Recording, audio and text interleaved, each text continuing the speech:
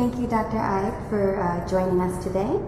What is the importance of clean water in 2013? Well, 2013 is the International Year of Water Cooperation, and we should take this International Year to see that everybody is, every government, every organization, every regional development bank, or also the international, the World Bank, that they should do everything to see that they are concentrating on water policy and put everything in place so that more people can have access to clean water and sanitation. The dilemma is that water is being seen as an unlimited good. So many governments don't really see the urgency, so we have to campaign, we have to enlighten, we have to inform, and I hope that this year, 2013, is being used for raising the awareness. What are the main factors that contribute to water scarcity and limit access to clean water? Well, there is quite a number of reasons why clean drinking water is getting scarce. We are polluting it. 70% up to 90% of wastewater in developing regions are going untreated into nature. We dump our toxic waste. We are overusing it, you know, for irrigation or whatever. So you have lakes which are shrinking. We are paving our surface because urbanization is going ahead.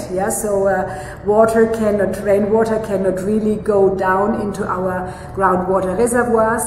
Of course, you have population growth, you have rise in living standards. That means you are not only drinking water out of the tap, but and you are not only eating cereals, which use not so much water when they are produced, but we eat more meat, which when it is produced need more water.